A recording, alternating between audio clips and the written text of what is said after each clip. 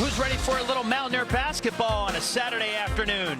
West Virginia University home for the first time in 15 days. Back at the Coliseum taking on the Valparaiso Crusaders out of the Missouri Valley Conference. Mountaineers looking for their first home win of the 2018-2019 season. Welcome to the broadcast table here on AT&T Sportsnet with two Mountaineer legends, Nathan Adrian and Warren Baker. I'm Robbie Mikowski. The big story for the Mountaineers this afternoon, guys, is James Beetle Bolden, one of their starting guards, out with an elbow injury. They're missing almost 13.5 points per game, Warren. Well, you have to feel sorry for Beetle. He's battled injuries the whole time he's been here. A knee, a wrist, now the elbow. Yes, they missed that production, but, you know, it's next man up. The other guards have to step up. The thing they're going to miss more than his points is going to be his leadership on the court. He is our eldest guard, and that's going to really be missed in this game. Now, another big story for the Mountaineers was Lamont West, who had a huge game on Sunday in Myrtle Beach against St. Joe's University. A career-high 27 points, Warren, in 25 minutes off the bench, including 7 three-pointers. Well, everybody knows that Lamont can fill it up. He got off to a really rough start, especially in Myrtle Beach, but he turned it on. For the Mountaineers to be successful, he has to play like that. Yeah, and another guy that had a big day on Sunday at the Myrtle Beach Invitational was Sagaba Konate, the big man down low. He shot 12 attempts, but none of them, Nate, came from beyond the three-point arc. Yeah, Sags has size advantage against St. Joe's. He's going to have another one tonight. So I'll look for them to play inside out and really pound the ball down to him during this game. And hopefully Sags can continue that. And the Mountaineers getting ready to take on Valpo from Northwestern Indiana. When we come back, Warren, Nate, and myself with the opening tip on AT&T Sportsnet.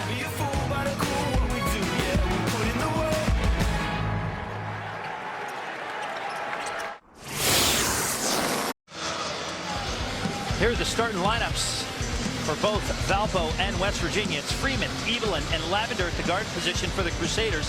Fazekas is the forward. Derek Smits is the center. For the Mountaineers, Napper and Harler at the guard positions with Ahmad West and Sagaba Konate is the third forward. Bob Huggins is the head coach of the Mountaineers, a 1977 graduate of West Virginia University. 847 wins all time in 37 years as a head coach at multiple universities.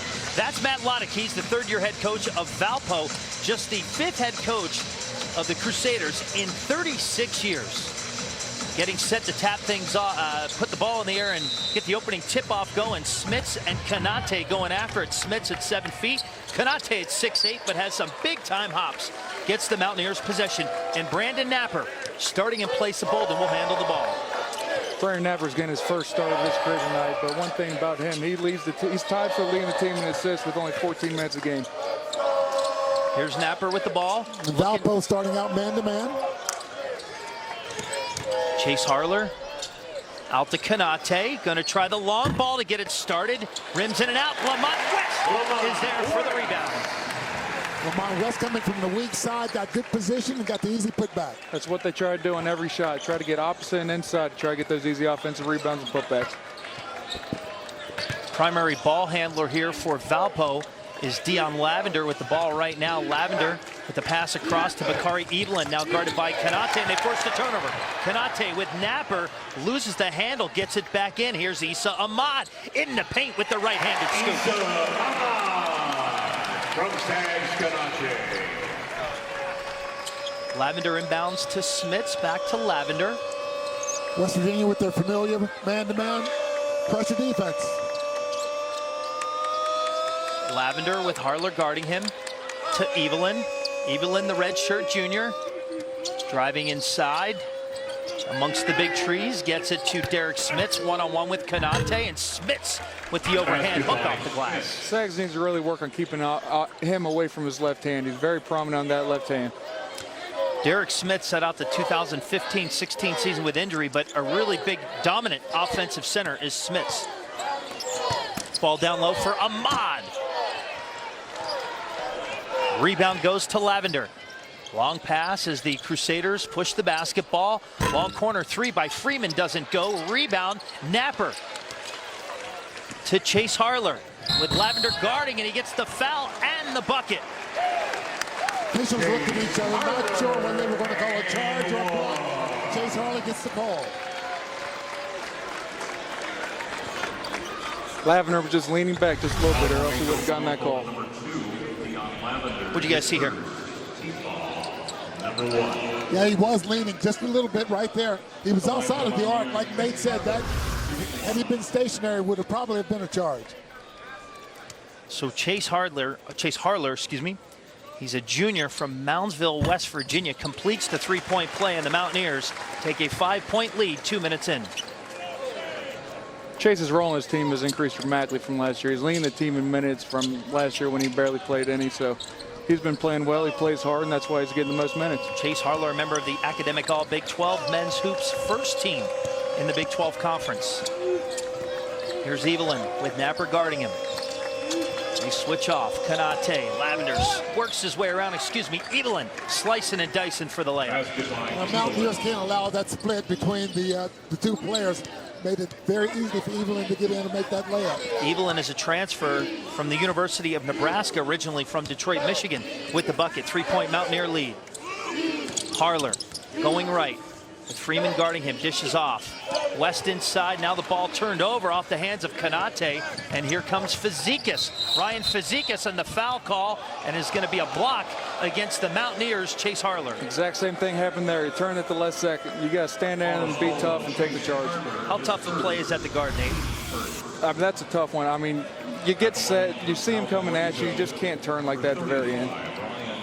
Take the contact. They called the block, but it looked like he did have pretty decent positioning there. It may have been just moving a little, but you get the call at one end, you don't get it at the other. That's exactly right. Fazekas misses the first one, has now started all 6 games for Valpo this season. He is a redshirt junior, a transfer from Providence University. Fazekas is a guy that you have to find in transition. He likes to come down and spot up, and if you're not out there, he has a quick trigger. And at 6'7", 200, he moves quick. He plays both guard and forward positions, does Fazekas, number 35 in yellow. Here's Issa Ahmad, the lone senior on this Mountaineer roster, with Fazekas guarding him, pushes him off and attempts the three, and he hits the three. Good play by Issa. I hope he finds his stroke. He's only 2 for 12 on the year from 3, but he hits a capable shot, and I think he'll start to make them. You play with Issa. What benefits does he bring to a team, Nate? Oh, he can do anything on the court. That's what really helps. There's no one way you can guard him. So he can dribble the ball, he can play inside, he can shoot the ball. He's a really diverse player. Nice defense by West on Smits. Here's Napper. Rebound, West chasing after it. Nice hustle to keep the ball in possession of the Mountaineers. Logan Rout started to set a pick. Napper waves him off. Harler to Ahmad. Logan Rout, top of the key. A 7-footer. Bounce pass to Lamont West, double team, trying to elbow his way through. Nice pass to Issa Ahmad for the bucket. Well, that was in tight quarters, too. Excellent pass. That was a good job. If they're going to double everybody down low, we need to get our head up and find the open man, because there will be someone open.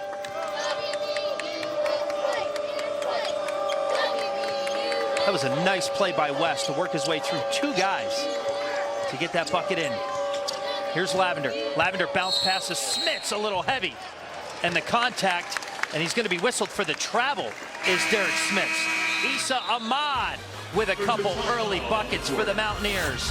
Issa Ahmad with 4 early points, and the Mountaineers lead by 7, 4 minutes in.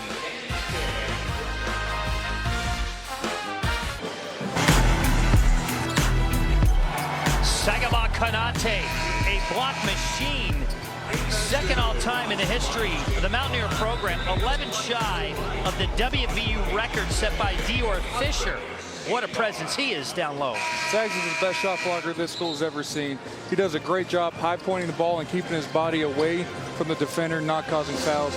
And one of the best things he does when he blocks a shot, he usually keeps it inbounds, so we get the ball back also. 180 career blocks for Sags. 10 shy of tying Fisher, 11 shy of breaking a record. Warren, what would something like that mean, just to have your name standing out there alone all time in the history of such a rich program? Well, and that's an art, too, to be able to block shots like that. Not everybody can do it. A lot of people can score, but to have the timing is just great. Kanate getting a rest right now as Lamont West hits from 12 feet. Mountaineers off to a 9-point lead.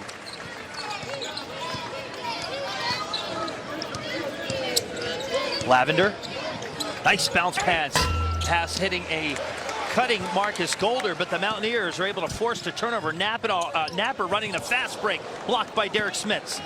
Here they come the other way. Evelyn gives it to Golder for the stuff. Whenever Napper gets out on a break like that, Chase needs to be aware that he needs to be the last man back in case something like that happens. West Virginia had a lot of trouble with that in Myrtle Beach. They got beat down the court a number of times. And again, it's lack of communication. Marcus Golder is a 6'6" guard/forward who plays starters minutes off the bench for Valpo. Here's Logan Rout from short range, rattles in and out. Here comes Golder, who's going to handle the ball a lot for Valpo. Plays a lot of minutes, does Marcus Golder. Freeman, short on the dunk. Napper cutting through to Ahmad, trying to body his way through and draws the contact, and he will head to the free throw line.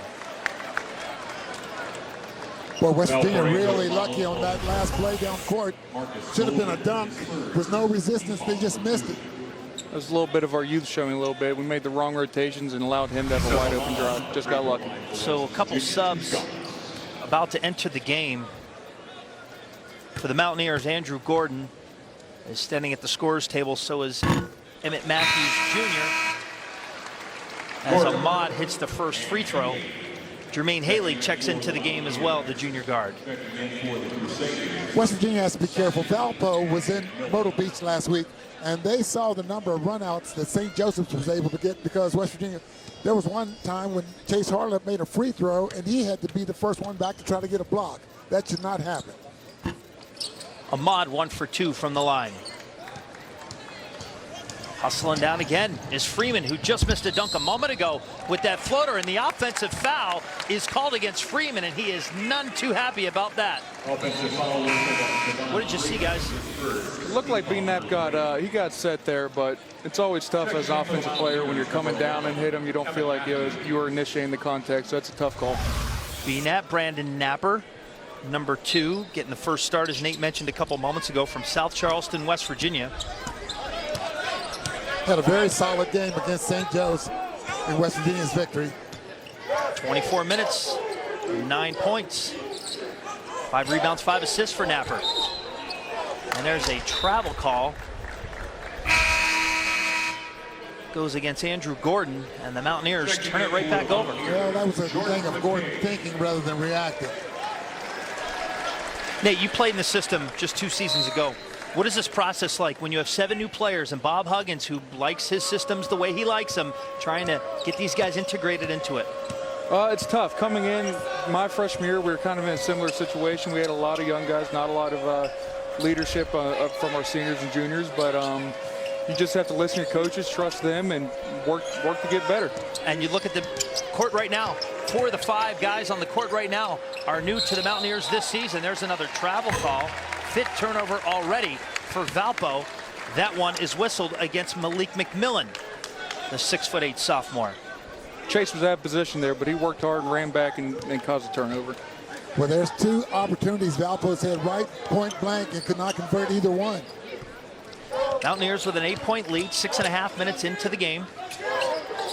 Here's Jermaine Haley from Vancouver, British Columbia, Canada, to Matthews Jr. Matthews, ball bounces off of him, and a Mountaineer turnover. 3rd of the afternoon. Well, that looked like a play that Emmett predetermined what he wanted to do and then got himself in trouble on the baseline. You got to know what you're doing if you're going to drive baseline. You run out of room very quickly. Slicing and dicing through is Daniel Sackey. Good ball movement by Valpo. And here's Malik McMillan way off on the 3, but Freeman right in there for the rebound and the foul. Boy, confusion on the defensive end. No box out at all. Missed assignment there? Yeah, they're not communicating well. They need to get to the man. They need to know where they're rotating to and who's rotating. Okay, when you're in the middle of the game, not communicating well, Nate, Warren, either, what do you do to fix it? Well, that's part of that senior leadership. Someone needs to step up and be the guy who does do that. So hopefully Lamont's in the game right now with a bunch of new guys. Hopefully he takes that over. You see Javon Freeman, the freshman from Chicago, Illinois, last year was 5th in voting for the Illinois Mr. Basketball Award. How about that for a little bit of pedigree? And a lot of good ball players have come from the Chicago and the state of Illinois. And one that we're very familiar with. Valpo thought they had a turnover, but they did not. Mountaineers maintained possession and a 5-point lead. Haley on the inbound will be guarded by Bakari Evelyn. McCabe, quick catch and shoot. Matthews on the rebound. He gets the contact and almost gets the ball to drop, but doesn't. So Matthews from Tacoma, Washington will step up to the line and shoot two. That was one of the keys for today's game for the Mountaineers, was getting two guys opposite. They knew they have a rebounding advantage over this team, so they need to exploit it. Emmett Matthews got an opportunity in Myrtle Beach and really made the most of his time. Gave the Mountaineers quality minutes off the bench. Matthews misses the first one. He's a true freshman from Woodrow Wilson High School in Tacoma, Washington, the all-time winningest player in the history of the program. Won 80 games in his 4 seasons there.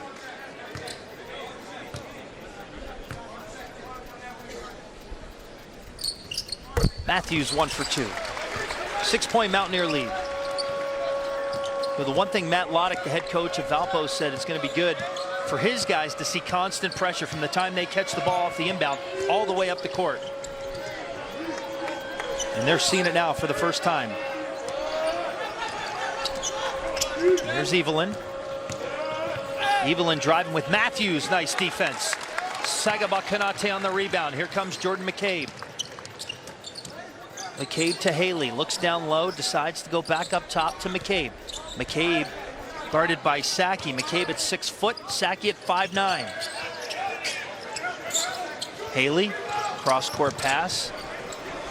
West back to McCabe at the top. That was a good find by Jermaine. You might need to shoot that shot. Yes, that's exactly right, Nate. Now we're going to take a shot off the dribble. Trigger. Yep. Especially after coming off the game he just had. There's the layup and the tap in, no good. Boulder with the attempt and the tap in, no good by McMillan. McCabe to Kanate. The matchup they want down low. Kanate spin in a couple ways, misses, but the rebound tap in by Jermaine Haley goes. Zach got a little rush there. Couldn't quite get his left hand up under it, and he short-armed it. West Virginia should have a decisive advantage on those offensive boards. Mountaineers with an 8-point lead. Saki, bounce pass, Malik McMillan from in tight. Basket by McMillan. Jordan McCabe, the reigning Mr. Basketball in the state of Wisconsin, gives to Haley. Hits a cutting Lamont West, who's double teamed. Haley back up top. Mountaineers reset their offense. Lamont West with the 3. A little hard.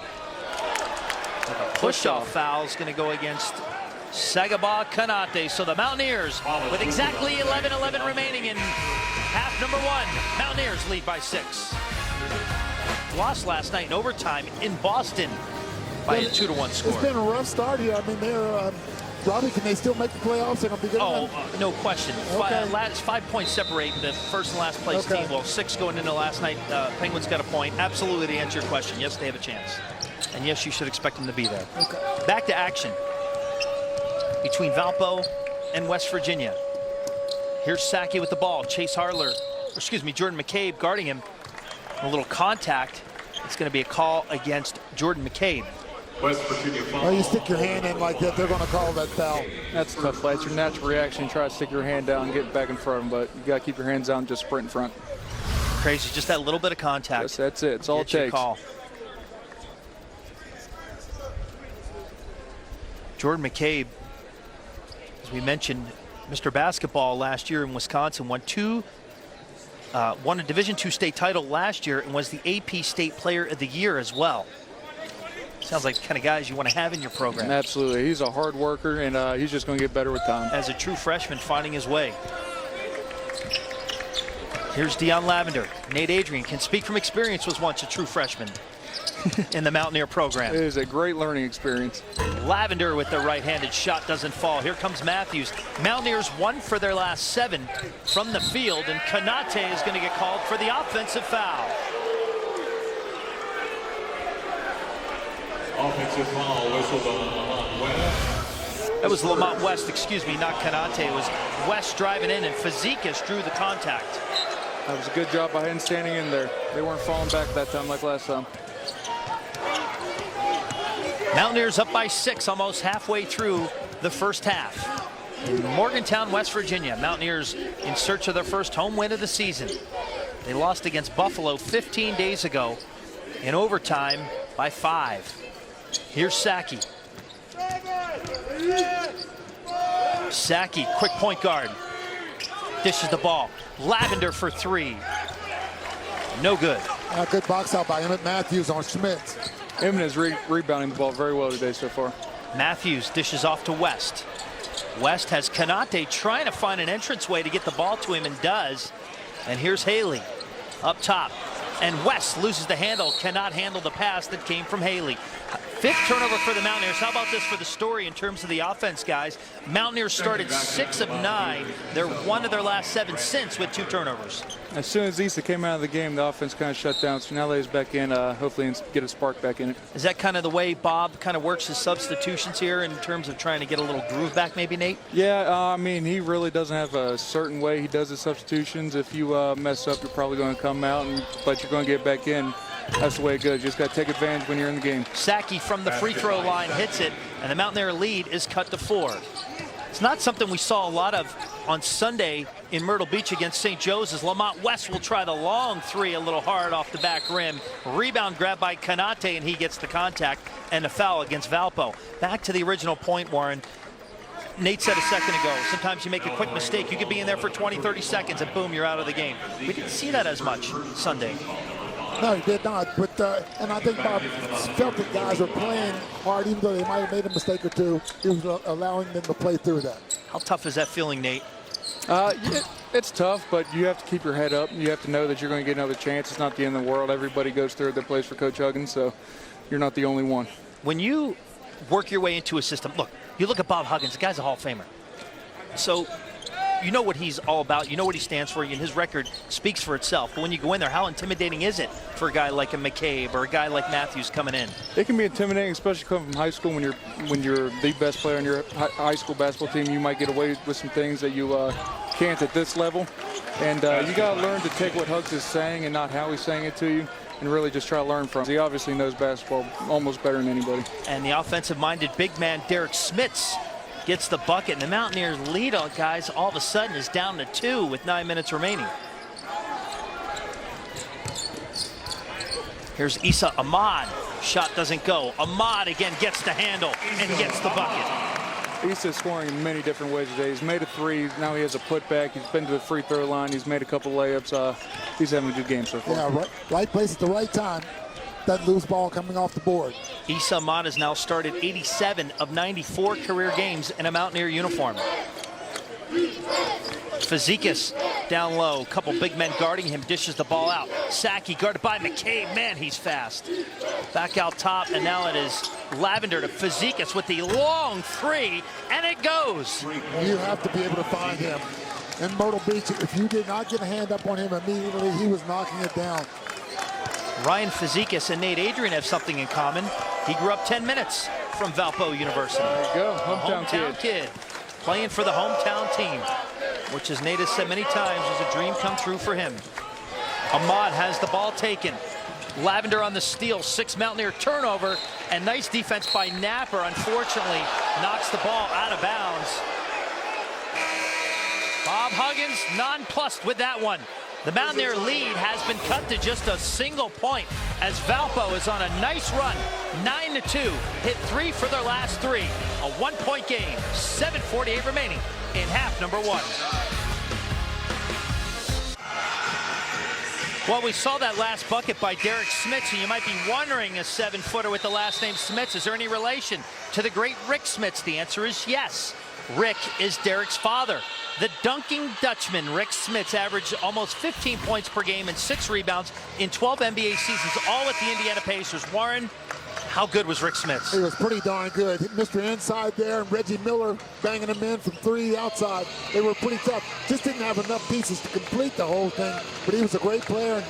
And his son, Hank, is good stock there. He has good stock. Mark Jackson, Dale Davis, Antonio Davis, they had some big complimentary pieces as the shot goes, and Valpo takes the lead on the bucket by Ryan Fazekas. You have to find him. He has that quick trigger.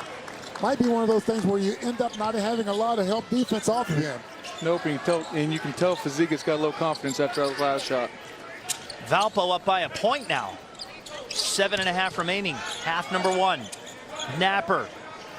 And his first career start. Nice lead pass for Ahmad. Shakes off a defender and goes off the glass in tight. That was a good job getting his shoulder down, going up strong. Issa Ahmad now with 12 of the 22 Mountaineer points. So Nate, you're right. You said earlier, Ahmad goes out. The offense kind of stalls a little bit. He comes back in and they pick right up. You need a guy to run the offense through, and he's definitely the guy for the Mountaineers. Here's Fazekas, double teamed by Rout and Ahmad giving him a hard time. And Fazekas gets the ball. Nice overhand pass. The rainbow pass to Derek Smits for the layup. That's just unfortunate. He's worked hard for that steal. He just didn't come up with it. You look at Derek Smits, he averages 12.5 points per game, but he did score 23, and one of them against Wake Forest, leading to that high average. And there's a nice bucket there by Brandon Napper. Mountaineers retake the lead. When Konate comes back in the ballgame, I would like to see him go down. Smits is not the greatest defender in the world. I think West Virginia could have some success and maybe get him in foul trouble. Valpo, it's a good point, Warren. 2 centers, they rotate. Jay Soroya not playing yet this season due to injury. He's the defensive big man. Smits is the offensive big man. Valpo has hit each of their last 5 field goal attempts. Lavender for 3, make it 6 for their last 6, and a 2-point Valpo lead. They're getting wide open shots. They're going to make them. So now as the Mountaineers get the ball again, guys, Issa Ahmad 5 of 7 on the afternoon. The rest of the team just 5 for 15 combined. Why not? Back to the well. Ahmad gets the contact. Might as well keep going back into him until they stop him. So when you're in the flow of the game like this, Issa Ahmad is clearly the only Mountaineer for the most part that has had success to this point in time with 12 points. If you're Valpo, you kind of know it's coming a little bit. Well, yeah, and they eventually they're going to make West Virginia prove someone else can score. Plus, Issa Ahmad is not going to be able to stay on the court for the entire game, so somebody else is going to have to step up. Ahmad hits the first one. Mountaineers within a point. Jordan McCabe heads to the bench. Jermaine Haley enters in his place. Ahmad from Cleveland, Ohio, hits both. And we are tied. Every once in a while, Issa starts to have these games with quick spurts of scoring, and then it seems like for some reason, games after that, he kind of disappears a little. I'd like to see him stay a lot more consistent this year. You're exactly right. Issa Ahmad, 14 points. The rest of the Mountaineers, 12 combined. Smits with Rout guarding him. Turnover forced. It's Jermaine Haley between 2 defenders, and a nice right-handed bucket.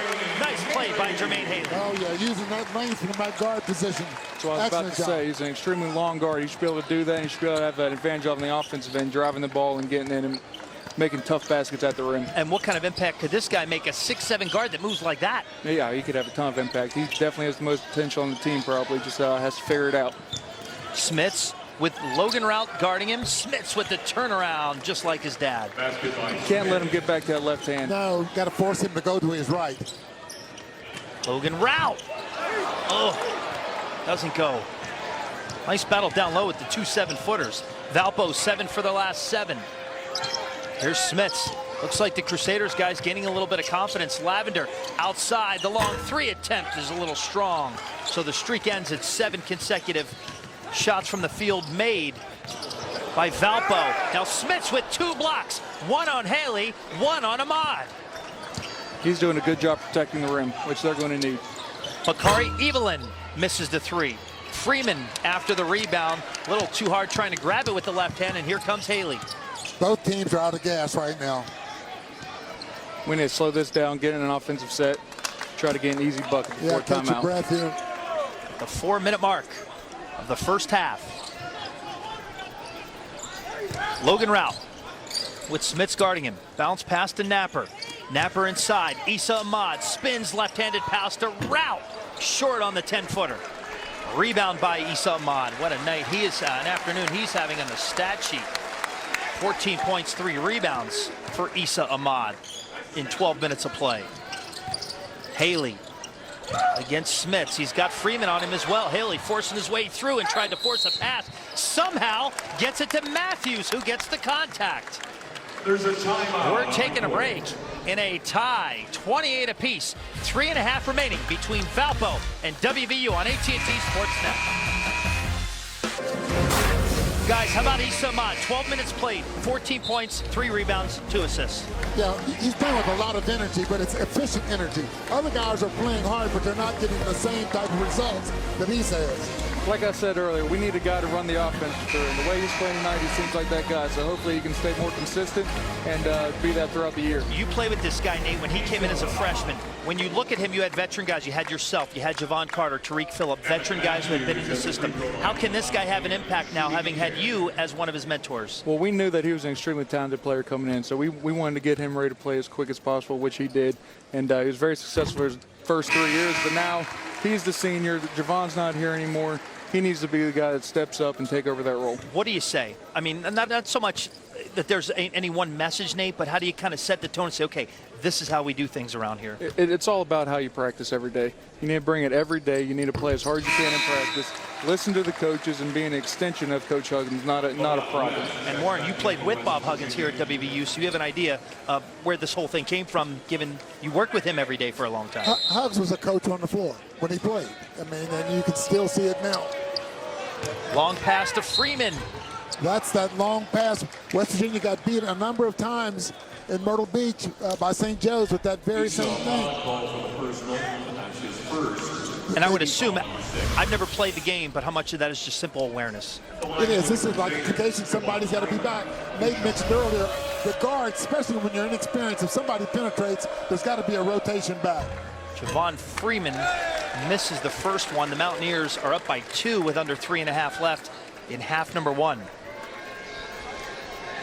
And the press like that, you'll see that in the scouting report. They should have known that was coming. Whenever both guards run up from half court, there's usually somebody leaking out, so somebody has to stay back. That's what I was going to say. How much is that going to drive a coach crazy? Yeah, a lot. Simple stuff like that.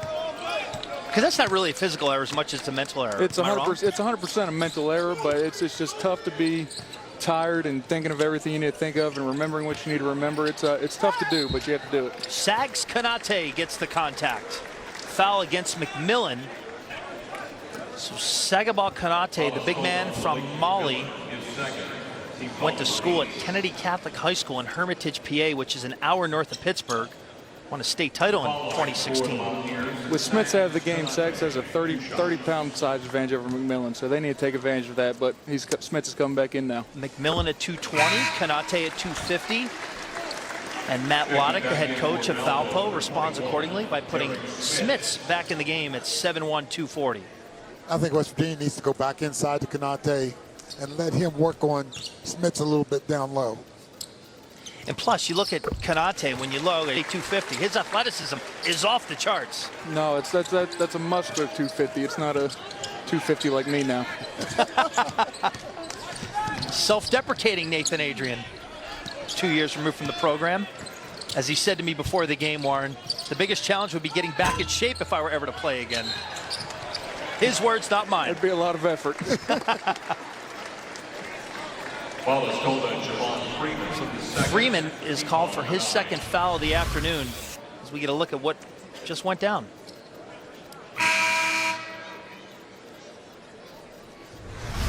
A little bit of a tic-tac foul there. Yeah, wasn't a whole lot there. I'm not sure if it was on the shot or if it was on the rebound.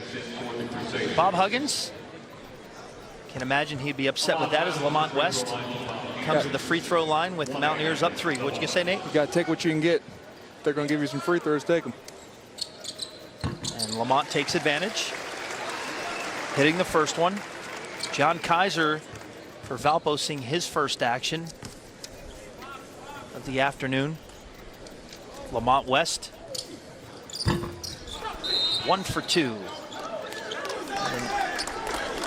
We got a lane violation? Oh, we got a foul. Looks like on Kaiser, I think. It is on Kaiser. Just entered the game for the first time. Lane violation. Yeah, there was a lane violation. How about that? If you're John Kaiser, you just enter the game there, and first thing that happens is a lane violation. There's another mental error. You're giving a 90% plus free throw shooter another shot at. And then take advantage and get the point. Mountaineers up by 5. Halftime report coming your way here on AT&T Sportsnet in just a very short 2 minutes and 50 seconds. Mountaineers with a record of 2-2 on the season. trying to win at home for the first time this year. Valpo 3-2 on the year. There's a 3 attempt. Marcus Golder heavy. Smits with the rebound. Smits hits a cutting. Evelyn with the floater, doesn't go. Evelyn gets his own rebound between Ahmad and Kanate. Whew. Mountaineers got lucky there. You can't give up 2 offensive boards like that. Luckily, the follow-up was missed by Derek Smits. Napper has a wide open look and can't convert. And the offensive foul, looks like that one's against Kanate, right? I think Brandon Napper was indecision whether he wanted to try to throw a lob up to Kanate or shoot it. And the decision wasn't good. It is Kanate called for the foul, so he'll take a seat on the bench in favor of Andrew Gordon. The sophomore, standing at 6'9", re-enters the game for West Virginia. Andrew's a big kid who hasn't been playing the game very long, but he has extremely good touch around the rim, so they hope to develop him into a very good player. Smits pulls Valpo to within 4. Let's see if he can make it 3. And he does. Boy, he's having a heck of a first half. Derek Smits certainly is having a good first half. 9 points in 14 minutes to go with 2 rebounds. Make that 10 now, excuse me. Little field goal drought here as Andrew Gordon ends it with 2 minutes remaining, and the Mountaineers take a 5-point lead. Valpo went 2:39 without a field goal. The Mountaineers went north of 3 minutes without hitting one from the field. As a timeout is called by Valparaiso, and Matt Loddick going to draw up a play here with his team down by 5 with under 2 minutes remaining here in half number 1. So if you're Bob Huggins right now, Warren, what are you saying to your guys, given what took place here in the first 18 minutes? Well, you know, eventually I think we can wear them down, keep going hard, but you got to eliminate some of the defensive mind lapses that we're having, but just keep playing hard right now. It's going to take its toll. So, Nate, now might be a good time to revisit the first thing we talked about in the open, and as the lack of your starting point guard, that man right there, Beetle Bolden. How much are they missing him, do you think? I'd say they're missing him a pretty good bit. They're not getting their offense as quick as they can, and that takes time off the shot clock, which makes you hurry sometimes. So, you know, Bob Huggins said in a conference call this week with the local media, he's at a 5-to-1 ratio, Bolden is, training room to the floor, and he said it's very hard on him. Look, this guy's, he wants to play. He's trying as hard as he possibly can to get out there. And he said, pound for pound, he's the toughest kid that we have on this Mountaineer roster. Beetle wants to play more than anybody, and it's very frustrating for him. And you can tell it's kind of wearing on him that he's not been on the court, not only this year, but throughout his career so far. Bolden set out the 15-16 season with a torn right ACL his first year in the Mountaineer program. Back to live action. Just over a minute and a half remaining. Here is John Kaiser with the basketball. Mountaineers up by 5. Lavender in his 3rd program at Valpo, double team, gives it to Evelyn, and Evelyn hits the 3 and pulls Valpo to within 3. Whenever a guard is double teamed like that, Brandon Napper cannot let that direct pass go to the corner, because that's going to be a wide open 3 every time. Pulls on the within 2, not 3 on the long ball. Here's Issa Ahmad. Down low to Gordon, triple teamed, and the contact looks like it's going to be on the last guy reaching in. Let's see. It's on Kaiser. And here's the last field goal. Right there, Lamont let him out of the trap, and Brandon was out of position, so he was wide open. So the Mountaineers up by a pair, just north of a minute remaining, with Andrew Gordon from Clearwater, Florida. Went to Northwest Florida State College before the Mountaineers. Jordan McCabe checks in for the Mountaineers. Daniel Sackey. So Jordan McCabe is going to check in. Now the Mountaineers, still looking for some consistent rhythm. You don't see them, Mountaineers right now, getting into a rhythm. Right now, Issa Ahmad's been the most offense, but really not a lot of rhythm. Mountaineers up by 3.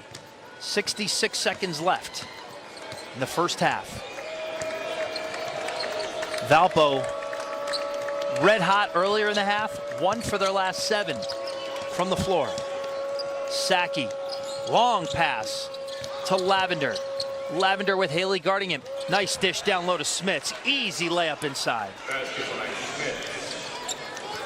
They're running their offense pretty efficiently. They're doing a very good job, and the problem with that play down there, Issa Ahmad led his the guy who was guarding to the middle of the court, and with the defense that the Mountaineers run, there's no help there. And whenever somebody does help, somebody's going to be wide open. Yeah, definitely was a breakdown that last possession. It's Issa Ahmad, nothing but net. Well, he got it back. He did. Mountaineers up by 3. The shot clock has been turned off. Across half court goes Dion Lavender. From Alton, Illinois, a graduate transfer from UAB and Southern Illinois. Waiting with the ball. 5 seconds remaining. 4, double team, trying to work his way through. John Kaiser with 1 second remaining, and he won't get it off. A nice finish for the Mountaineers on defense on that possession, Warren. Yeah, it was a good stop. Well, Kaiser did knock the shot down, but the shot clock ran out. Good defense by the Mountaineers. Nate, what adjustments do you think Bob Huggins is going to try to make when they get into that locker room? I think he's just going to try to find an offense that they can get it to consistently and get the ball towards the basket. And he needs to talk to about his bigs. Whenever they get double teamed, they need to look across the court to the open guy. The Mountaineers shoot 43%, 13 for 30 in that first half. Valpo shoots 48%, but the Mountaineers have the edge by 3. 39-36 to score at the half, right here on AT&T Sportsnet.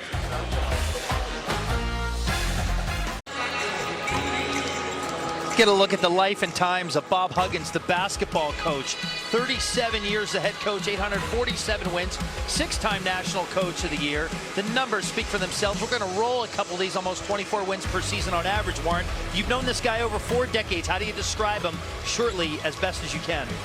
Well, his intensity has never wavered. When he was in Akron, it was the same way at Walsh, at Cincinnati, obviously, and he brings that same intensity here to West Virginia.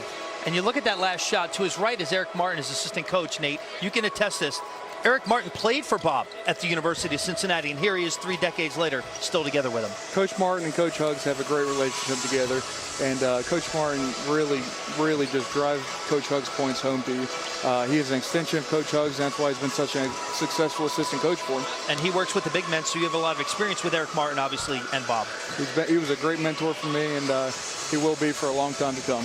So Bob Huggins, at some point in time, going to be immortal at many places. Let's get a look at the upcoming schedule for the Mountaineers. By the way, everybody, you can watch each of the next 2 games on AT&T Sportsnet. December 1st against Youngstown State, November 28th against Rider. Those next 2 you can see here right on the flagship station of the Mountaineers, AT&T Sportsnet. Then I got to play Florida, Pitt, and Rhode Island. Jimmy V Classic. Rhode Island Holiday Showcase. So what do you make of what's coming up? That's not an easy non-conference schedule. West Virginia's got a lot of things they need to iron out before they go through that gauntlet. And Pitt with Jeff Capel, a new coach coming in, they're a little energized, re-energized. This is probably the toughest non-conference schedule I've ever seen the Mountaineers play. Jacksonville State is no slouch, and then you got Tennessee in the SEC Big 12 Challenge, so it's going to be a tough one. Yeah. How much you guys, when you see these close non-conference games, traditionally they've won a lot of these games, guys, let's be honest. But when you see stuff like this, do you think, okay, they really got to buckle it down before we get into conference play? Really, with the team this young, it's not a good thing for these games to be close, but there's a lot of things you can learn from. And West Virginia starting out in the zone.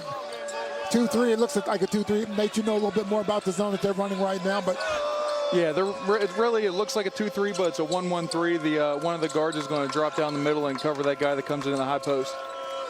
Are you surprised to see West Virginia going to this zone? I'm not. They've had a problem staying in front of people, so I expect them to go to zone at some point, but you can't give up easy buckets down low like that. And right back to Smits, who goes down on the left side and lays it in. Points number 13 and 14 for Derek Smits as Valpo pulls to within a point. So maybe part of the halftime adjustments we saw defensively, given the success that Smits had in the first half. Sags Kanate tries the 3, and he buries the 3. Those are the 3 Sags needs to take. If they're going to play off him, he needs to shoot so that they come out and can open up the floor more. Sags Kanate, 12 attempts Sunday against St. Joe's, none of them from beyond the arc, and look how natural that stroke was on that last one. He's really developed and worked on his outside game. Sagaba Kanate from Mali came to the United States prior to his junior year of high school, making an impact here in the Mountaineer program as Bakari Evelyn matches Kanate, and he hits the 3. You can't wait till a shooter gets the ball before you move defensively. Now, the thing about a zone is people think that you can just sit back and relax, but that's not the case at all. You have to be active at all points of time, communicating and figuring out where everybody is. And you're looking at Ahmad as a block by Smits on Konate. And look at that for a little Thanksgiving weekend stuffing from Konate. Going to need more of that.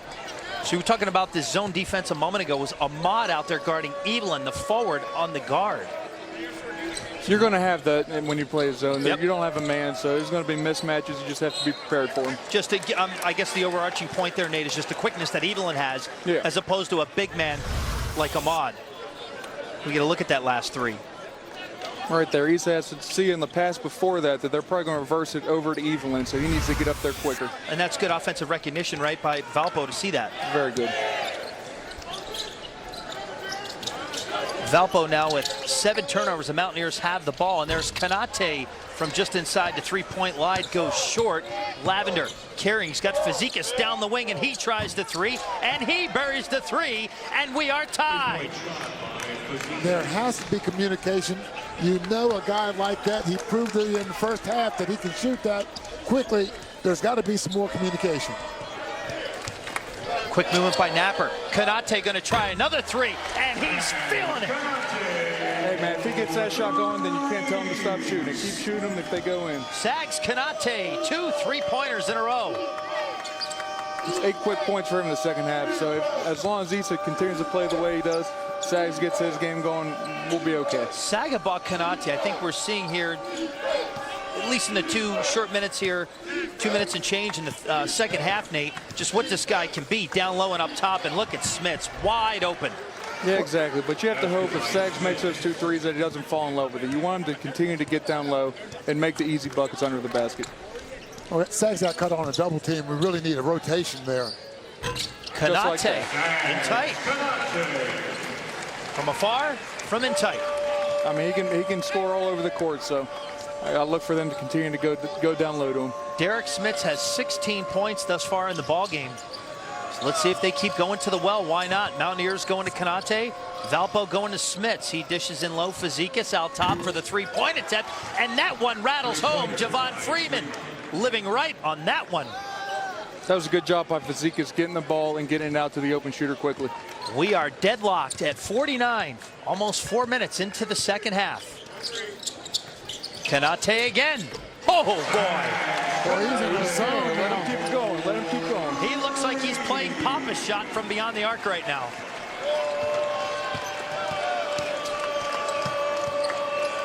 Lavender with Fazekas. Ooh, it looked like a little bit of a miscommunication dishing off the ball. Fazekas with Ahmad guarding him, dishes off. And now it's West guarding Freeman. Freeman, hard off the rim. Konate jumps up and grabs the rebound. Napper. West, back to Napper. Konate, will he try it again? Yes, he will. Off by a bit that time. Normally you wouldn't want that shot, but if you make three in a row, you gotta let go. Bakari Evelyn dishes into the paint as the Crusaders will reset their offense. Mountaineers up by 3. Floater, no good. Lavender on the attempt, rebounded by Konate. Quick moving offense, Lamont West with the left-handed shot off the glass. That was a good look by Brandon again across court for an easy layup. What do you see from Napper so far, Warren? Well, when he stays within his game, it's fine. You know, he's still learning, too. Even though he's been in the program, there's nothing like game time experience. Lavender again dishes. Fazekas with the 3 from the wing, and it goes.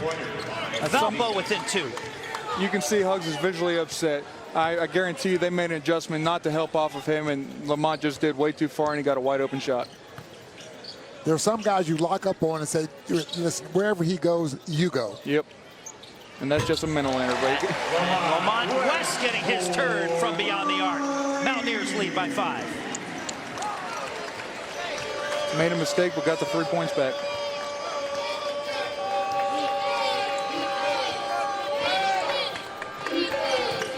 Derek Smits. Smits to Javon Freeman. He step out of bounds? Yes, he did. Derek Smits steps out of bounds. Sagaba Konate is feeling it from beyond the arc. Hits the 3. Look at this guy, the natural stroke for the 6'8" athletic big man. Valpo on the other end, though. No slouches themselves. Fazekas with the long bomb from the wing. The Mountaineers up by 5, under 14 remaining in regulation. Mountaineers lead by 5, just a hair under 14 minutes remaining here in regulation. Sagaba Kanate, a big story, guys. 0 for 2 from the field, just 2 points in the first half. And how about this in the first 6 minutes? 13 points up 5 of 7 shooting in the second half. Yeah, he's came alive, and making those 3 threes really opens things up for him because they're going to have to play up tight against him now, and he's a lot more things going to open up for him. Andrew Gordon, nice move. Oh, tries to dunk but misses. Boy, was that first step quick around Derek Smits. West follow-up doesn't go. Man, Gordon was quick on that one. That was a very good first step. He's got to be careful to get that dribble down before he picks that foot up like he did in the first half and got that walk off. Lavender handled the ball a lot this afternoon. Smits pushes West, and he's going to get called for the foul. Nice pick set. Got to stay still on that. That's a tough thing for a big man. Whenever the guard's moving towards you, you've got to make sure you get set first. Get stationary. That's exactly right. 9th turnover. We'll get another look at what took place, guys. Just a little body into him, but enough. When you're out in the open like that, the officials, doesn't take much for the officials to call that. Especially since Lamont fell over. That makes it almost like you have to call it. Yep. Andrew Gordon, step behind the charity stripe, decides to make his way in, and Smits again. Nice defense for a guy known for his offense. Forces the turnover. Andrew's got to be smart in that. In that offense, we have 2 guys under the rim already. There's no room to drive down there and get a bucket. So he needs to kick that out and continue to run the offense. Wow, Bakari Evelyn just ran his way through under the bucket, came up and was wide open from 5 feet out. Here's Jordan McCabe. Nice pass down low to Issa Ahmad, and the contact, and the bucket goes. That's a great find by Jordan. They hard-hedged him. He took a dribble out, made the bounce pass right to Issa, and he finished strong. Well, the thing you have to like about Ahmad on that play is the body control. I mean, he absorbed the hit and still had enough to get that ball high on the glass and have it go down. And give Jordan McCabe credit for seeing that open up and just find the seam perfectly for the bounce pass. That's exactly right. He made that basket possible because he attacked Issa's defender off the ball screen, which caused him to step up for Issa to be wide open. Issa on the afternoon, 18 points in 23 minutes. Can he make it 19? Yes, he does. And the Mountaineers now have a 6-point lead with 12.5 remaining. At this point in the game, you'd like to see the Mountaineers extend their lead and kind of put Valpo away. They've had a hard time doing that, especially late in games. They let Buffalo come back from 13 late. So I really hope that they extend this lead and keep it. And when you look at Valpo, let's be realistic, guys. They have 3 subs coming off the bench. Kaiser doesn't play a ton of minutes. They really are only rotating 3 other guys, including this man, Marcus Golder. Wow, what a shot, and the foul. Exactly. They got a short bench, and you need to take advantage of that. You need to make them work harder, and they'll get tired quicker than us. So we should really be taking advantage of that, and we're not so far. Well, yeah, and Smits is on the bench at this time, too. That's where you really, really want to get some damage done inside. Yeah, Valpo, look, it's no secret the Mountaineers tire teams down. They have over the last handful of years playing this press Virginia defense. But when you're playing a team like this with 3 subs as Golder completes the 3-point play, they have McMillan, Saki, and Golder, the 3 main subs, and the other guy doesn't play a lot. You're looking at 9 men, really 8 of them play primary minutes. Yeah, whenever I was here and we saw a team with a short bench, we loved it. We knew that if we just stayed with them in the first half, they'd have nothing left by the time the end of the game came around. And that Matthews' left-handed shot doesn't go. Boy, had a good look just now, just got a bad break on the shot. Yeah, he did. Saki with the ball. Saki in tight, guarded by Harler. Tries to step in. Nice defense by Harler. And will they get called for the over and back? No, Fazekas barely saves it. Does a good job staying in front of him, keeping his hands out. Valpo in the second half, guys, 8 for 10 from the floor. Saki makes it 8 for 11 with that miss. Rebound, Kanate out to Jordan McCabe. McCabe trying to look down low. Pass deflected, gets into the hands of Andrew Gordon, and he drops one in, and he gets the contact. That's that touch I was talking about around the rim. He needs to figure out how to play, where he needs to make these happen, but he can definitely make buckets around the rim. Andrew Gordon, Dunedin High School's finest, also a football player in Pinellas County. How about that bucket? The Mountaineers up by 5. on AT&T Sportsnet. Bob Huggins and the Mountaineers up by 5 with Andrew Gordon taking his free throw, and that one rattles home, and the Mountaineers take a 6-point lead. Andrew Gordon with 6 points on the afternoon. So it's the chance, guys. 11 minutes and change remaining. Is this not the chance to wear them down a little bit? This would be the time to do it. Yeah, I think this is a critical time in the game for Valpo. They need a good... Wow, Golder made that look easy. Through the big men, Matthews and West for the lay-in. Golder was a transfer from North Idaho College. That was a nice play, and the Mountaineers, Mock got held they there get a on the little cut. Contact there. Wow, that's Golder on the last bucket. Up and under Super Mo.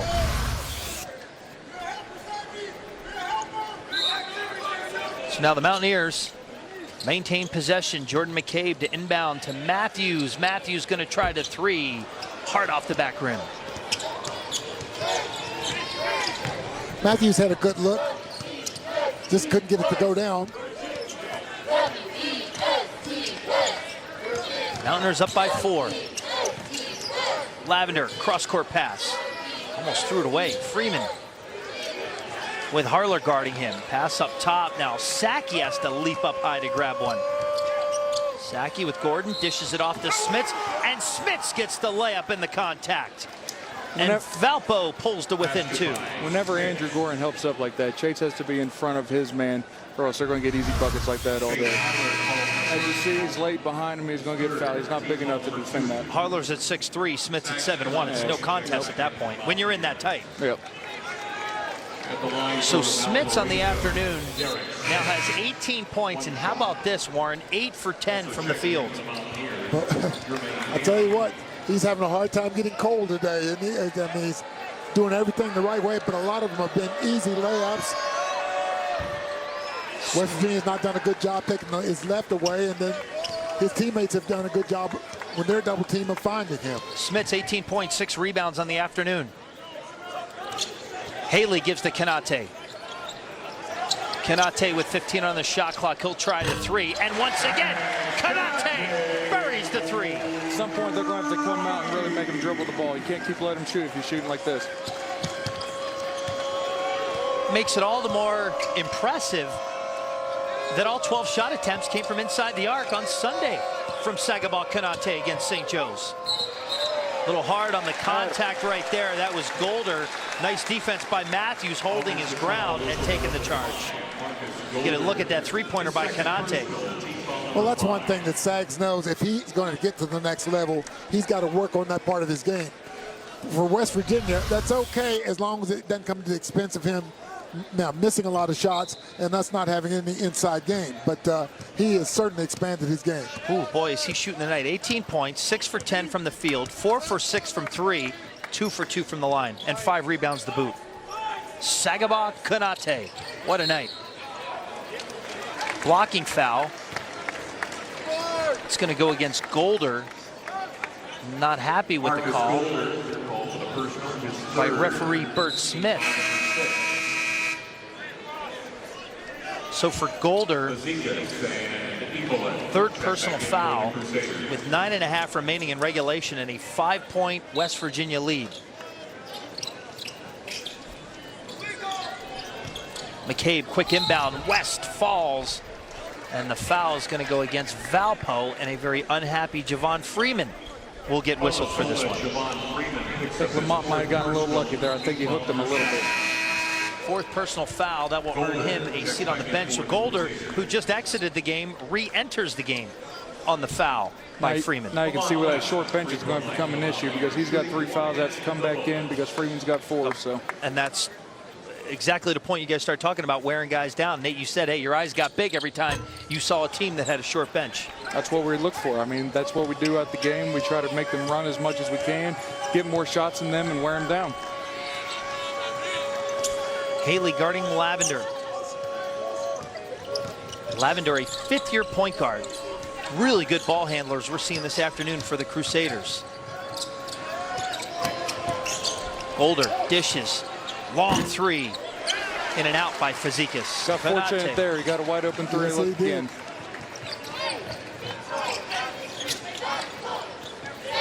Here's Jordan McCabe.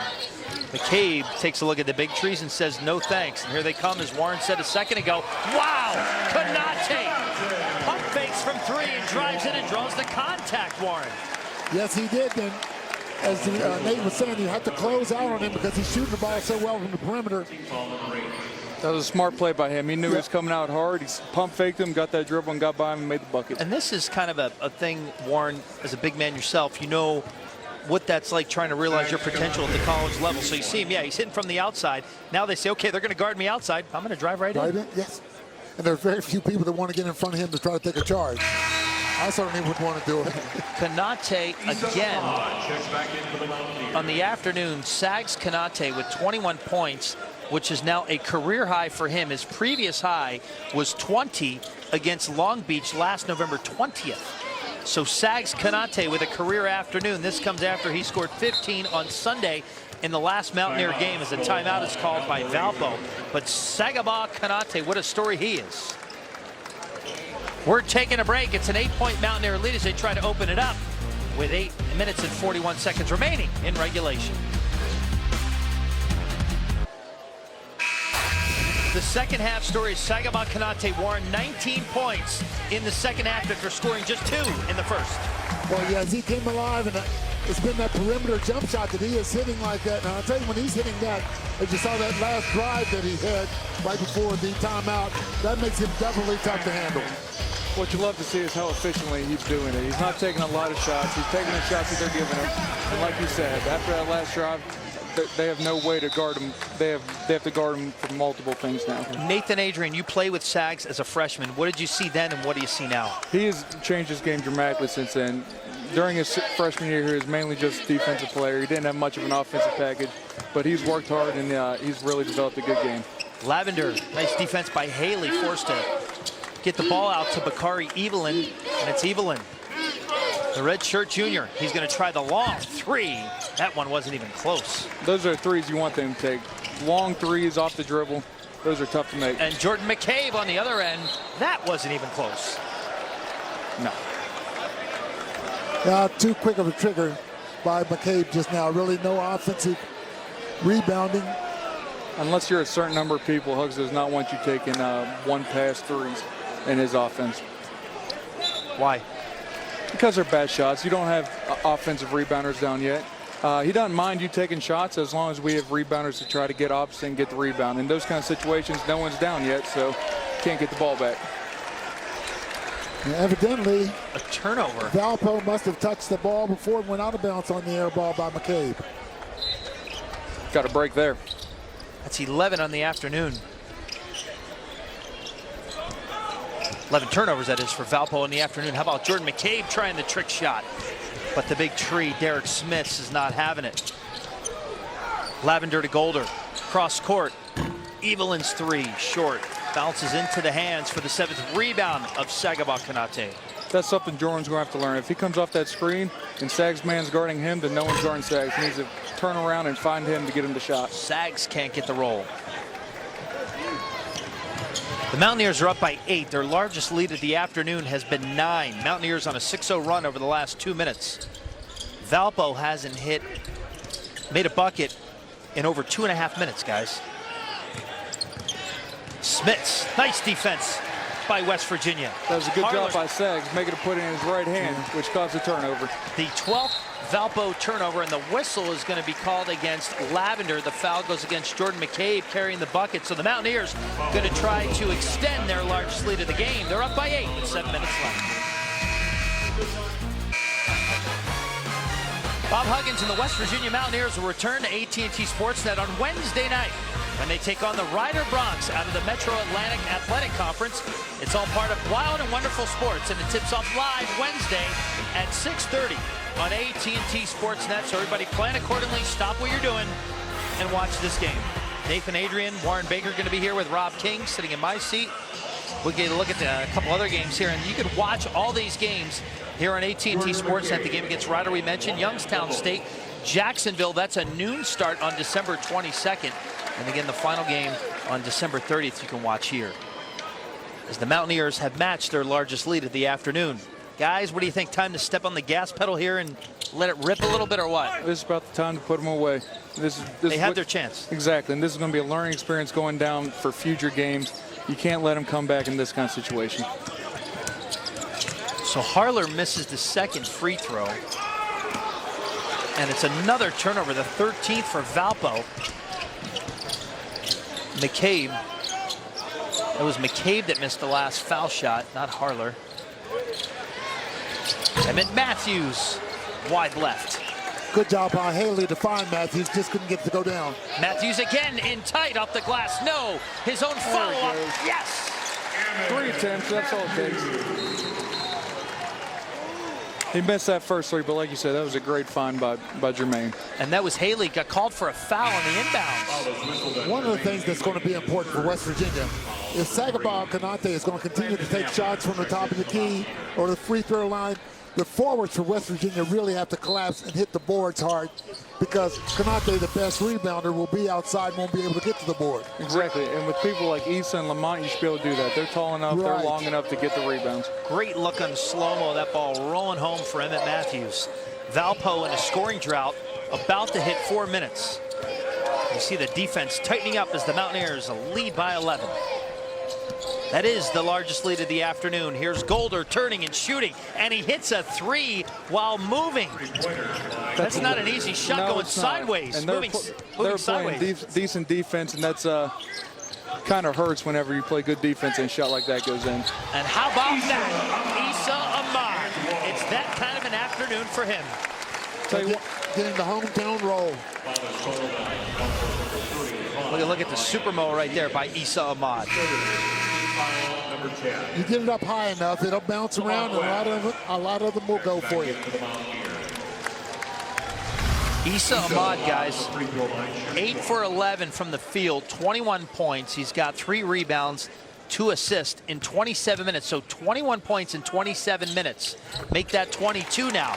and this is what we need out of him for us to win games. Hopefully the light bulb came on. He's going to play like this for the rest of the year. Nathan Adrian, the former West Virginia Mountaineer, second year removed from the program, big contributor. Timeout. As we get a timeout called by Valparaiso.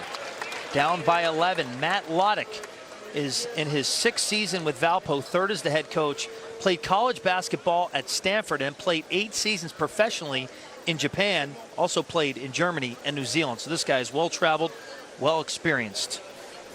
So the Mountaineers have had some success. Nate Adrian, you're a big part of the Mountaineers' success and what they've been able to do recently in the years. What's it been like, Nate, the last 4 years being a big part of this? It's been great. We've had extremely good players. We've had a real good system going with West Virginia, and we've had a lot of good opportunities. Unfortunately, we didn't take advantage of them.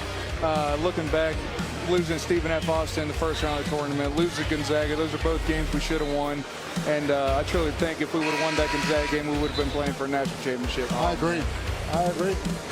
The Mountaineers in non-conference games under Bob Huggins, 115-30, and at home a whopping 64-6. Yeah, That's an impressive body of work. We don't drop too many games at home, especially in the non-conference. So. And that's what made the disappointment to Buffalo the first game of the season. That's Here, exactly the overtime right. loss. We needed to get that win, and we just didn't finish it. Yeah, Buffalo beat Arizona last year. Buffalo is not your ordinary mid-major team. No, not at all. 99-94 loss in overtime to open the season. Seems like there's a few mid-majors like that this year. Oh, yeah. A few big upsets we've seen. Mountaineers up by 11, and they cut that to 9 thanks to a Dion Lavender layup. So back to Issa Ahmad. He now has 22 points, 5 shy of his career high set at Kansas. Same can be said for rebounds. He has field goals. He has 8 field goals tonight, career high 10 against Kansas last January 24th, 2017. Looking at these stats, one thing I love to see is the fact that our top 3 scorers are playing extremely efficiently. Everyone, Lamont, Issa, and Sags, all shooting over 50% for the game, and you love to see that.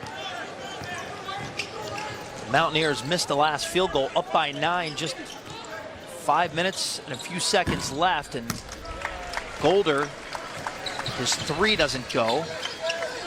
And Sags took another 3 right there, and that's okay. He's been hot, but at some point in time, he needs to realize exactly what the team needs.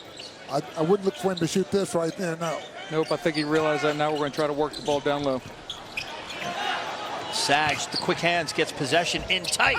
Gets one to bounce up and in. He's just too strong inside. That's exactly right. He's just a bigger player than everyone else on the court. That's why he's able to make those plays. Sags Konate, 23 points in 19 minutes of action. Evelyn to Golder, going to try to three again, and that one drops. Three-point If we're going shot. to continue to give them wide open looks, they're going to make them. They're still good basketball players. They can make open shots. You can't give them that. Brandon Napper, first career start in minute number 23 this afternoon. Hasn't taken a ton of shots. Does have 5 assists. Sags Konate, can he do it again? Yes, he can do it again. We keep saying that we don't want him to shoot the threes, but he keeps making them. So Sagaba Konate has a Basket by Smith. Just too goes easy. by Lavender Smith. able to penetrate and get all the way in. Konate comes out to help. Easy dump off to Smith for the land. Sags' help seems to be a little off this game. He doesn't have the block, which is very unusual for him. Matthews to Haley. Mountaineers, will they slow it down? No.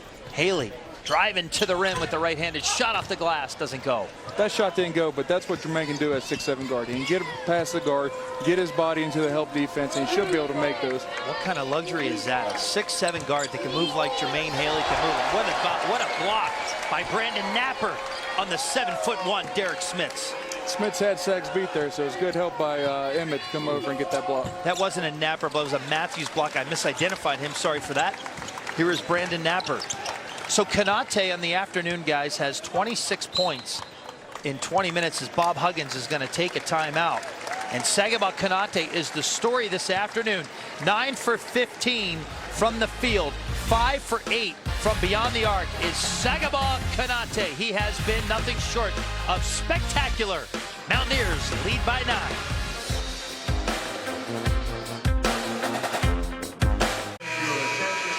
Here's a look at the upcoming schedule for the Mountaineers. We showed you what games you can watch on AT&T Sportsnet. The next 2 games. Warren, what do you make of this, and what lies ahead in terms of landmines on the schedule?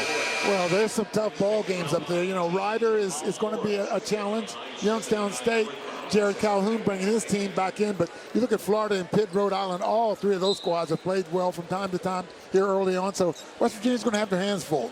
Nate, how far ahead did you look down the schedule? You try not to look too far, but it's hard not to, especially with Big 12 play looming in the near future. So they got to get through their non-conference wins before they can get to that. Issa Ahmad, points number 23 and 24 on the afternoon. 3 short of his career high of 27. Good set coming out of the timeout by Hugs. He likes to run that, especially for Issa, coming off a curl, getting back to his right hand, because he can get his shoulder into people and make that over a lot of people. Wow. Ryan Fazekas, the contact, and the bucket falls through. What'd you see on the last bucket, Warren, by WVU? Yeah, it was just, as Nate was saying, it was just a good curl off a little screen right there and caught Issa right in stride. That was the thing to pass, led him right in for an easy layup. Issa was smart enough. He knew Fazekas was trailing him. He got around that curl quick. It was wide open for the buckets. Fazekas on the afternoon, solid game, 15 points for him. 2:20 left. Mountaineers up by 8. Their largest lead this afternoon was just 11. Sagaba Konate, already a career high in points for him at 26. And Issa Ahmad again. Just need to keep going back to those 2. They obviously have the hot hand tonight, so no reason to go anywhere else right now. How about career highs potentially for both Ahmad and Konate? Chase Harler in a foot race against Freeman, and he beats him to it, but the basket won't go. And here's There it is. Issa Ahmad, who now has a career high 28 points. Yep, there to clean it up. That basket all created by the defense by West Virginia. The time for it, Harley with the steal. Didn't get the bucket to go, but Ahmad there to flush it in and get the Mountaineers 2 more points. Yeah, the Mountaineers are doing a little bit better job staying in front of people, but they're still giving up too good of a shooting percentage to Valparaiso, so still things to work on. Sunday, it was Lamont West with a career high 27 points in 25 minutes as we get a look at the last basket off the Harler miss. Ahmad with the follow-up. So today it's Ahmad and Konate each with career highs. So 3 guys in the last 2 games punching in career highs for points. And Issa Ahmad also has 11 field goals, also a personal record. Lamont West been quiet here in the second half. He's got 11 points in the ball game. Need a night when all three of those guys are clicking. Largest lead of the game for the Mountaineers right now is at 12. That's another rebound for Sags. So it looks like the Mountaineers should have this one at hand with a minute and change remaining, up by 12, Nate. Yeah, we really just want to see him run solid offense, use shot clock, and play solid defense. Issa Ahmad is just getting fancy now. Or just give him the ball. Issa Ahmad has crossed the 30-point mark in the afternoon.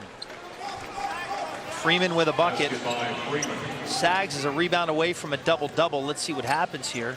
Looks like the Mountaineers are going to get one more shot attempt. Well, maybe not off the turnover. Here comes Freeman. Dishes outside, and Golder stepped out of bounds. So the Mountaineers are going to get the ball one more time. Brandon should be smart in that. He goes up against the press enough in practice. He should know how to break it. If you're going to get doubled, you got to keep your head up and find the open guy. Daniel Sackey, check in for Valparaiso. Let's see. John Kaiser's going to enter the game here and play out the final 42.7 seconds in regulation. So, guys, how do you sum this one up? It wasn't exactly the prettiest way. It's not great, but a win is a win at this point. And I think if you're Coach Lodge for Valparaiso, you're happy with your future. They've been in every game so far this year, and they haven't been playing bad teams, so you got to be happy with that. Yeah, for West Virginia, the guys that you expect to step up for the most part did. And give Andrew Gordon some credit. I thought he did a nice job coming in, spelling Sags this evening. He definitely played some hard minutes. That's what you're going to need from him to give Sags a break. So the Mountaineers took some strides this afternoon, going to pick up their first home win of the season.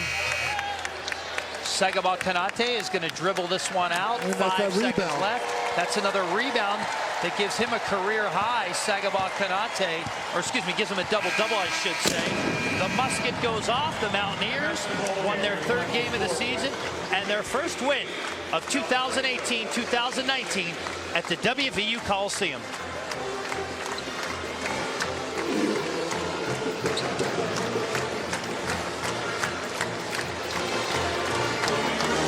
So the Mountaineers moved to 3-2 on the season, 1-1 at home, 2-1 on neutral court.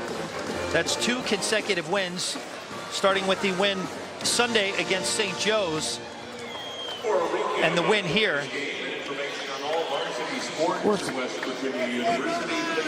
Bob Huggins going to join us right now. I'm going to step aside and put Bob between Warren and myself.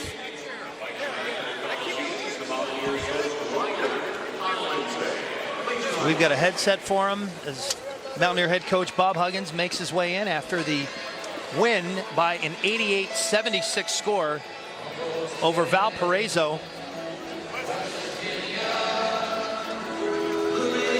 Taking his time, putting the headset on his Bob Huggins on as they cue country roads here. I would anticipate a very honest Bob Huggins. What do you think, Nate? I think we might get it. Bob? Are we on? We're live on television right now. You might want to work on your honesty a little bit, okay? Yeah, I'll try. You think you can do that for once for us? Not give us canned answers? That's my wife on the monitor. That is your wife? Yeah. Yeah, so, Bob, when you look at this game, not the prettiest of ways to get things done, but you got it done. What did you take away this afternoon? Same thing I have. I think after every other game, we got a whole lot of work to do to get better. Okay. Our commitment to the team has got to get better. Okay. Where does that start? Well, I should start with your upperclassmen, but obviously it hasn't to this point. Hey, Hux, how much rope do you give Sags with the three? I mean, now, obviously he was shooting the ball well tonight, knocking those down. Is it if he misses the first 2, that's it, or how do you play that? Well, I give him more rope than I did the guy sitting beside you. Oh, that's not true. For obvious reasons. I had a green light. My deal with Sags is he can't shoot it like first pass. You know, you got to, as the clock winds down and they're trying to jam everything up, which they were, then he can step out and shoot it. But, you know, we lose the Western Kentucky game because we had about 4 guys that as soon as they caught it, they shot it. Yeah. And that's not a recipe to win. Sorry, I didn't mean to interrupt you there. I'm going to set up maybe one of the more awkward moments. I'm used to it. I'm used to you interrupting me. You're my favorite interview of all time, you know that? Hey, Nate Adrian has a question for you. I do. Really? Let me ask you this, Coach. What do you do on the defensive end to kind of fix it? They didn't score as many points as we've been usually giving up, but they're shooting over 50% both from the field and 9 for 20 from 3. So it's got to be something. Are they wide open shots, or what can you do? Well, we got 2 freshman guards that give straight line drives, and straight line drives are really hard to help. And nobody challenges Sags anymore. That's right. So they go in, they jump stop, and they pitch it. And, you know, he helped up at the end. I don't want him to help up. He's got to stay attached to his guy. But I think the biggest thing is nobody challenges him now. You know, it's not that he can't block shots. He's not blocking near as many as he did because nobody comes at him. Everybody's kicking it back out. Right. Any timetable on Beetle? No, I don't know. Is that right?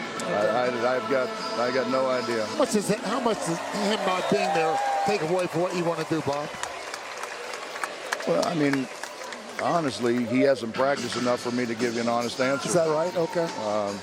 I thought he played. You know, he played pretty well the Buffalo game, the bit that he played. But you know, Beck, he's not going to be able to play but 2 or 3 minutes at a time. He's missed so much time, and you know, running in the underwater treadmill is not the same as basketball shape. It's not basketball shape. So, you know, I don't know. I think it's good in that it's given our freshmen some playing time, you know, and which they need to get better. But I have absolutely no idea. Nate, Hey, you think we're going to start running the offense through Issa more after tonight? To Issa? To Issa through him? Well, Nate, Issa is, in my mind, really, really good without the ball. Yeah. He's not very good with the ball. That's what most of his buckets came off. He made smart plays, coming off curls, getting to the bucket, and getting his shoulder into people. He plays off the ball very well. Yep. Bob, did you ever think you'd see the day Nate Adrian broadcaster? Well, you know, honestly, Nate could do about whatever he wants to do, you know. Unlike you, he's tall, thin, good looks, very articulate, you know. You know what I like about you? What's that? Everything. Nothing. Bob Huggins, congratulations. Thanks for joining us. Thanks, guys. Career win number 848 for Bob Huggins. A fantastic career and a fantastic interview every time you get a microphone in front of him. What a fantastic afternoon it was for the Mountaineers, at least on the scoreboard. 88-76, the final score for Nathan Adrian and Warren Baker. I'm Robbie Inspikowski. Thanks for watching the Mountaineers win for the first time in 2018.